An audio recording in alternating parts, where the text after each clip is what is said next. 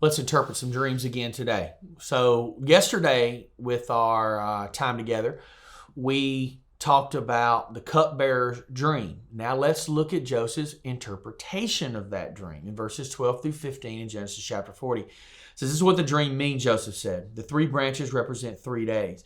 Within 3 days, Pharaoh will lift you up and restore you to your position as his chief cupbearer. And please remember me and do me a favor when things go well for you. Mention me to Pharaoh so he might let me out of this place. For I was kidnapped from my homeland, the land of the Hebrews, and now I'm here in prison. But I did nothing to deserve it. So Joseph here in interpreting this dream, he talks about the 3 clusters of grapes and the fact that they ripened very quickly. They were squeezed into the cups handed to Pharaoh. Joseph says very quickly, the 3 clusters of grape represent 3 days. In 3 days, you'll be out of here and you're going to be back to your old job as the cupbearer. Good news, right? But something that's very neat that Joseph does here is he gives something that is extremely specific.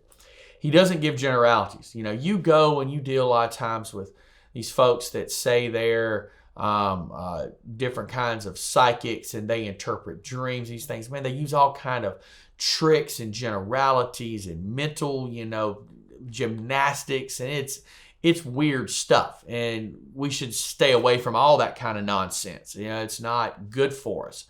But Joseph here, in interpreting this, he believes 100% that what he is saying is coming from God, and he gives really specific things. You are going to know in 3 days if Joseph is telling the truth or not. It's not open-ended. It's not sometime in the future. It's in 3 days. That's really specific. So Joseph lays this out. And then Joseph, after interpreting the dream, says, when you see Pharaoh, remember me. Tell him who I am. Tell him what's happened to me. Tell him that I'm here wrongly. I just want to go home. And Joseph here is not doing anything wrong. He will be in this prison until the time that God says in his sovereignty, I'm going to remove you. But Joseph knows he's there unjustly, so he does what he can in the right way to try to secure his release. He doesn't know what vessel or how or exactly when God is going to be doing those things. So he feels it's God's will that he will get out of prison. And so he looks for every opportunity that he can in the right fashion to see God's will done.